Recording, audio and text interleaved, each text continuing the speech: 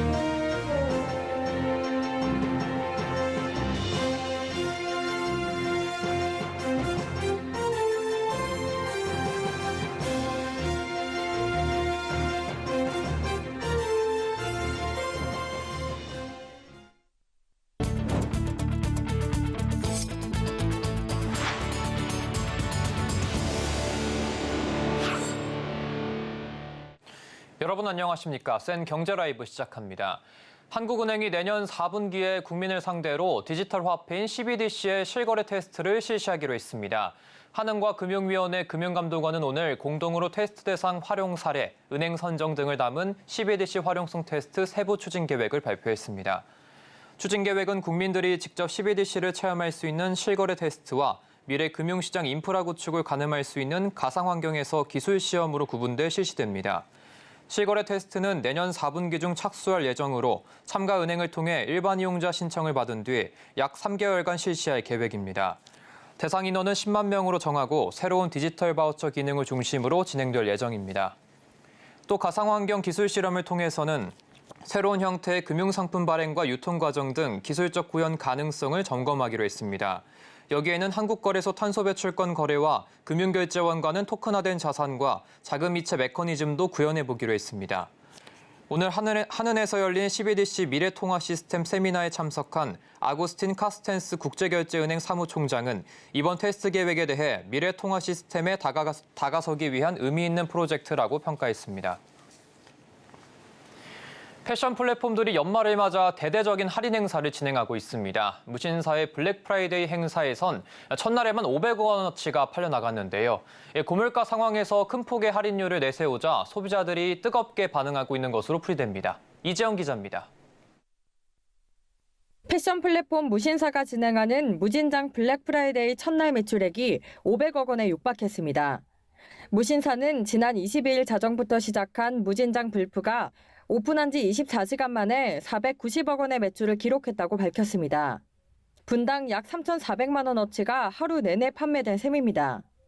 이는 지난해 무진장 불프 1일차 판매액과 비교하면 42%가량 늘어난 규모입니다. 무진장 블랙 프라이데이는 다음 달 3일까지 진행하는 무신사의 연중 최대 규모 할인 행사입니다. 양털 부츠와 코트 등 겨울 아이템이 랭킹 상위권에 들며 매출을 이끌었습니다. 첫날 진행한 무신사 라이브엔 1시간 동안 누적 시청자가 6만 명에 달하는 등 큰 주목을 받기도 했습니다. 작년과 비교했을 때 참여 브랜드 수도 많이 늘어나고 또 할인 상품 수도 그만큼 많이 늘어나다 보니까 고객 입장에서 선택의 폭이 넓어진 것도 영향이 있다고 보고요. 무신사에서만 그런 선보이는 특가 같은 상품이 좋은 반응을 얻어서 판매 호조로 이어지고 있는 것 같습니다. 이번 블랙 프라이데이엔 에이블리와 W컨셉 등의 패션 플랫폼들이 일제히 할인 이벤트에 동참하고 있습니다. W 컨셉의 경우 패션 뷰티 등 천여 개 브랜드가 참여하며 최대 82%까지 할인과 다양한 쿠폰 등의 쇼핑 혜택을 준비해 소비자답기에 나서고 있습니다. 에이블리는 행사 일주일 전 고객이 직접 할인 쿠폰을 만들 수 있도록 하는 등 차별화된 이벤트로 승부수를 띄웠습니다. 서울경제TV 이지영입니다. 오늘 H&M 매각을 위한 본입찰이 마감됐습니다. 동원그룹과 하림, JK의 파트너스 컨소시엄 LX 인터내셔널이 입찰에 참여한 것으로 알려졌습니다. 업계에 따르면 동원그룹과 하림, JK의 파트너스 컨소시엄은 레이스를 완주하겠다는 의지가 강하지만 적어낸 가격이 예전 가격에 못 미칠 경우 유차될 가능성도 나옵니다. 현 시세를 기준으로 계산한 매각 대상 주식 4억 주의 예전 가격은 6조 4,600억 원에 육박합니다. 여기에 경영권 프리미엄 20%에서 30%까지 더한다면 매각 예전 가격은 7조 7천억 원에서 8조 4천억 원이 될 것으로 추산됩니다. 투자은행 업계에 따르면 현재 H&M 원매자들이 생각하는 현실적인 매각가는 최대 6조 원대입니다. 동원그룹과 하림, JKL 컨소시엄이 자체 조달할 수 있는 자금은 각각 3조 원대로 알려졌습니다. 한편 매각 주관사 삼성증권은 다음 달 중 우선 협상 대상자를 발표할 예정입니다. CU가 몽골, 말레이시아 등 신흥국을 중심으로 해외 점포수를 빠르게 늘려가고 있습니다. 이번 달에는 글로벌 500호점을 달성했는데 CU는 한국형 편의점의 성장 원인으로 한국 문화에 대한 호감도와 차별화된 고객 서비스를 지목했습니다. 이호진 기자입니다. CU가 글로벌 500호점을 돌파했습니다. CU는 오늘 몽골과 말레이시아에서 글로벌 500호점을 달성하고 현지에서 연간 1억 명이 방문하는 기록을 세웠다고 밝혔습니다. 글로벌 500호점은 CU가 당초 올해 연말까지를 염두에 두고 세운 목표였지만 그보다 한 달 앞서 달성에 성공하게 됐습니다. CU는 지난 2018년 몽골에, 2021년 말레이시아에 진출해 현재까지 몽골에서 370점, 말레이시아에서 140점의 점포를 출점했습니다. 한국 및 한국 문화에 대한 높은 호감도가 있는 데다가 현대화된 편의점 채널이 부족한 현지 시장 상황에서 사업 성장 여력이 충분하다 판단했기 때문에 또한 CU는 한국형 편의점의 인기 비결로 즉석조리와 같은 한국형 먹거리들과 차별화된 고객 서비스를 제공하는 한국형 편의점 모델이 현지에서 새로운 소비 트렌드를 이끌고 있다는 점을 꼽았습니다. 해외에서의 인기에 힘입어 CU의 몽골과 말레이시아의 연평균 매출 성장률은 각각 12%, 10.5%를 기록하며 순항하고 있습니다. 한국 관련 상품과 CU PB 상품의 선호도가 높은 점도 주목할 점입니다. 말레이시아는 매출 상위 10개 품목 중 7개가 한국 관련 제품이며 몽골에서는 CU PB 커피인 겟커피 관련 제품이 매출 상위 10개 품목 중 3개를 차지하고 있습니다. 내년 상반기엔 카자흐스탄 1호점을 오픈하는 등 해외 점포수 확대에 속도를 낸다는 계획입니다. 서울경제TV 이호진입니다.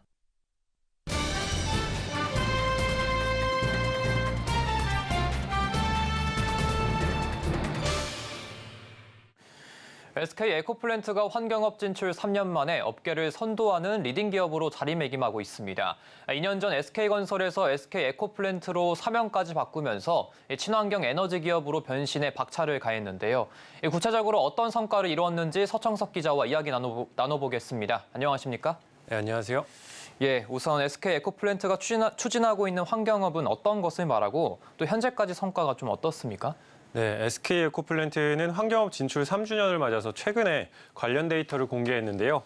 대표적으로 소각, 수처리 분야에서 국내 1위 자리를 차지하고 있고 또 폐배터리 재활용 사업 분야에서도 전후공정 4대 핵심 기술을 특허 출원하는 데 성공했습니다. 뿐만 아니라 국내 환경자회사 보유수는 2020년 1개에서 2023년 24개로 늘었고 사업 구조도 소각, 매립, 수처리 등 다운스트림부터 폐플라스틱, 전자전기 폐기물, 폐배터리 등 고부가 가치 업스트림까지 사업 환경의 밸류체인을 갖췄습니다. 네, 수처리와 이 소각 부문에서 국내 1위로 자리매김하고 있다고 하는데 구체적으로 어느 정도 규모인가요? 네, 일단 SK 에코플랜트의 위탁 운영을 포함해서 수처리장은 국내 최다 1,295개를 운영 중에 있습니다. 네. 1년간 정화하는 하수와 폐수의 양은 11억 700만 톤에 이르는데요. 서울 시민의 수돗물 사용량이 약 11억 95만 톤인 걸 감안하면 많은 양의 하수와 폐수를 처리하고 있다는 걸 알 수 있습니다. 또 소각 부문에서는 일반 소각 처리량 연간 일반 소각 처리량이 연간 약 35만 1,500톤으로 국내 1위 점유율을 지키고 있고 의료 소각 용량까지 포함하면 전체 소각 처리 용량은 40만 톤을 넘어섭니다. 이 수처리와 소각 부문에서 SK 에코플랜트가 좀 두각을 나타내고 있는 이유가 따로 있을까요? 네, 수처리와 소각 사업은 흔히 말해서 더럽고 힘들고 위험한 대표적인 3D 업종으로 꼽히는데요. 네. SK 에코플랜트는 이런 환경을 벗어나고자 AI, 디지털 솔루션 등 신기술을 도입, 업종의 고도화를 위한 노력을 계속하고 있었습니다. 먼저 소각 시설엔 국내 최초로 AI 솔루션을 적용해서 소각 과정에서 발생하는 일산화탄소, 또 질소, 산화물을 각각 49.9%, 12.9% 절감하는 데 성공했습니다. 또 폐기물의 배출부터 수거, 운반, 처리까지 디지털 기반으로 데이터화하고 효율적으로 관리하는 플랫폼 웨이브를 개발해서 출시 1년 만에 사업장 210곳을 확보하기도 했습니다. 네, 이 수처리와 소각 외에 다른 사업 현황은 좀 어떻습니까? 네, SK 에코플랜트는 수처리와 소각 외에도 폐기물의 에너지와 자원화를 통한 순환 경제 실현에도 앞장서고 있는데요. 네. 소각장의 폐열은 다시 전력 생산에 사용하거나 스팀으로 만들어서 인근 공단이나 산업시설에 공급하고 있습니다. 덕분에 소각시설의 매출 중 에너지 판매 비중은 20%대에서 30%대로 올랐습니다. 이 외에도 페트병을 원재료로 만든 유리섬유 강화 플라스틱은 철근 대체제로 건설 현장에 실제 적용하는 사업이 본궤도에 올랐고 또 폐기물 소각제와 하수 슬러지 건조제로 만든 시멘트 대체제도 시제품 생산에 성공했습니다. 얼마 전 폐배터리 사업 관련해서도 이야기가 계속 나왔었는데 이건 좀 어떻게 돼가고 있습니까? 네, SK 에코플랜트는 폐배터리 등 고부가치 리사이클링 시장에서도 두각을 나타내고 있는데요. 네. 북미, 유럽, 아시아 권역별로 글로벌 거점을 확보했고 배터리 소재사 및 완성 배터리 기업들과 협업을 기반으로 공급망 구축도 마무리했습니다. 또 최근에 니켈, 코발트 등 희소금속 회수 기술 개발, 폐배터리 고속 방전 기술 등 폐배터리 전후처리 4대 핵심 기술의 특허 출원을 성공하기도 했습니다. 현재 미국과 네덜란드, 중국 등 주요 거점에서 폐배터리 재활용 공장을 건설 중에 있기도 합니다. 네, 지금까지 SK 에코플랜트의 환경업 진출 3년 성과 이야기 나눠봤습니다. 고맙습니다.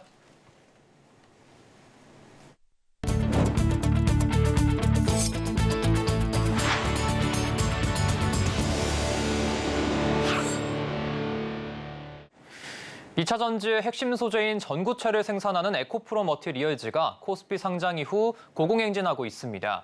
증권가에서는 고평가 논란이 나오고 있는 가운데 코스피 200 편입 기대감을 키우며 개인 투자자들의 러브콜은 지속되고 있습니다. 김혜영 기자입니다. 에코프로 머티리얼즈의 주가가 9만 원에 안착했습니다. 오늘장 에코프로 머티리얼즈는 8.6% 오른 99,100원에 장을 마쳤습니다. 상장 5일 만에 공모가 대비 3배 가까이 뛴 겁니다. 시가총액도 6조 7,613억 원으로 불어났습니다. 한국거래소는 주가 급등에 에코프로 머티리얼즈를 투자 주의 종목으로 지정했습니다. 이 같은 주가 상승을 견인하는 주체는 개인 투자자입니다. 개인 투자자는 에코프로 머티리얼즈 상장 이후 줄곧 매수세를 유지하고 있습니다. 오늘까지 3천억 원이 넘는 주식을 사들였습니다. 반면 외국인과 기관은 연일 차익 실현에 나선 모습입니다. 이 가운데 코스피 200 특례 편입 기대감은 커지고 있습니다. 대형주 코스피 200 특례 편입 요건은 코스피 신규 상장 이후 15영업일 동안 일평균 시가총액이 코스피 시가총액 순위 50위 내에 포함돼야 합니다. 그러나 증권가에서는 적정 가치를 넘어선 주가 거품이라는 지적도 나옵니다. 3분기 적자를 기록하며 실적 부진 우려가 큰 상황입니다. 문제는 4분기 전망도 밝지 않다는 겁니다. 전기차 수요 둔화가 지속되는 가운데 광물 가격 하락 등의 영향으로 4분기 실적 역시나 적자가 전망됩니다. 한편 단타를 통한 과열 양상을 부추긴다는 우려 속 에코프로 머티리얼즈의 신용 거래를 차단하는 증권사도 등장했습니다. KB증권은 지난 21일부터 에코프로 머티리얼즈의 증거금리를 100%로 조정했습니다. 서울경제TV 김혜영입니다. 오늘 대한결핵협회가 창립 70주년을 맞아 기념식을 열었습니다. 결핵은 못 먹어서 걸리는 병, 그래서 후진국병으로 불리고 있는데요. 여전히 사라지지 않는 결핵 퇴치를 위해 협회는 찾아가는 검진을 확대하는 등 결핵 청정국을 만들겠다는 목표입니다. 김효진 기자입니다. 국내 결핵 퇴치에 앞장서온 대한결핵협회가 오늘 서울 여의도 콘레드 호텔에서 창립 70주년 행사를 열었습니다. 지난 1953년 당시 보건사회부 산하 보건복지 분야 1호 사단법인으로 설립된 대한결핵협회는 70년간 검진과 검사, 진료 지원 등 결핵 퇴치 전 주기에 걸친 보건의료 사업을 수행해왔습니다. 노인에 대한 찾아가는 검진, 이것을 좀 많이 확대해야 될 것 같습니다. 잠복결핵 환자의 관리도 중요할 것 같고요. 특히 한국전쟁 직후 130만 명에 달했던 국내 결핵 환자를 오늘날 2만 명 수준으로 낮춘 숨은 공신으로 평가받고 있습니다. 폐결핵 환자 조기 발견을 위한 결핵검진 누적 검사자는 8,300만 명에 이르고 결핵검사 누적 건수는 1,500만 건에 달합니다. 대한결핵협회는 결핵 발병 증가율을 막고 결핵 청정국을 만들기 위한 계획을 내놨습니다. 우선 연간 19만 명이 받고 있는 찾아가는 결핵 검진을 확대해 65세 이상 결핵 고위험군 집중 관리에 나섭니다. 결핵 연구원을 중심으로 연구동을 신축해 호흡기 감염병에 선제적으로 대응할 수 있는 R&D 역량도 강화합니다. 여기에 전국 8개 지역에서 운영 중인 복십자 의원을 통해 지역 의료 공백을 최소화하고 몽골과 캄보디아 등 결핵 고위험 국가의 결핵 퇴치 인프라를 구축해 결핵의 해외 유입 차단에 나선다는 계획입니다. 한편 협회는 이날 기념식에서 호흡기 감염병 퇴치 다짐 퍼포먼스와 결핵 퇴치 유공자 포상, 거꾸로 하트 그림 공모전 등 분야별 시상을 진행했습니다. 서울경제TV 김효진입니다. 요즘 여행객들의 필수 사이트가 있습니다. 바로 여행지 풍경을 바로 확인할 수 있는 구글 지도인데요. 관광객들이 여행을 떠나기 전에 일정을 짜거나 명소를 확인할 때 많이 쓴다고 합니다. 그래서 전 세계 예비 관광객들에게 인천 보물섬을 소개하기 위해 인천 시민들이 직접 나섰다고 합니다. 차상민 기자입니다. 인천 승봉도에 특별한 손님이 찾아왔습니다. 인천 앞바다에 있는 158개 섬을 전 세계 여행객에게 알린다는 의미로 만들어진 보물섬 168 캠페인에 참여한 시민들이 이곳을 찾은 겁니다. 이들의 임무는 360도 카메라로 이곳의 풍경을 찍고 구글 지도에 올리는 일. 특히 차량 진입이 힘든 트레킹 코스의 아름다운 풍경을 담기 위해 시민들이 직접 카메라를 들었습니다. 그 구글에 올라간다는 거 사실만으로도 되게 뿌듯하고요. 그거에 저희가 일조를 조금 했다는 것도 기분이 좋았어요. 그리고 일단 여기저기 돌아다니면서 사진 찍는 것도 되게 예뻐서 아마 풍경이 잘 담아졌으리라고 생각이 듭니다. 천혜의 자연을 자랑하는 인천 섬의 멋진 풍경을 시민들이 직접 나서 전 세계에 있는 예비 여행객들에게 제공한다는 것이 이번 캠페인의 핵심입니다.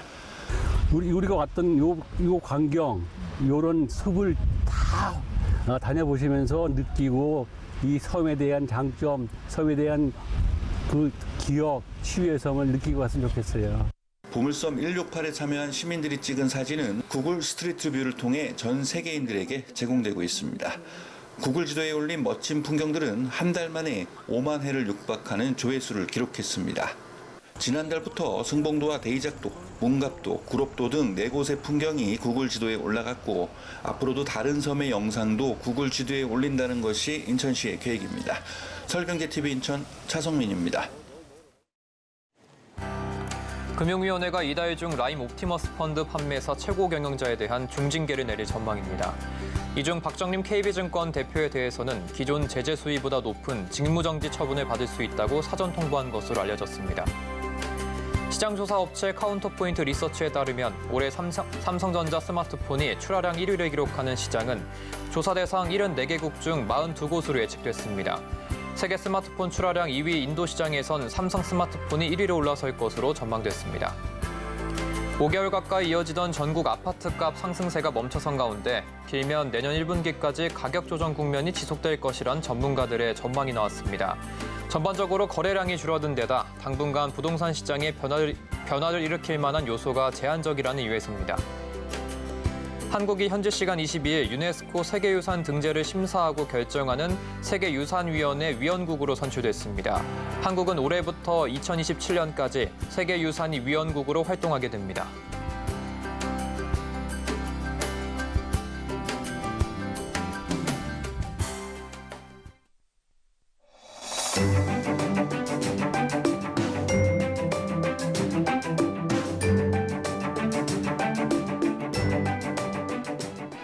안녕하세요. K웨더 라이프스타일 예보 박유라입니다.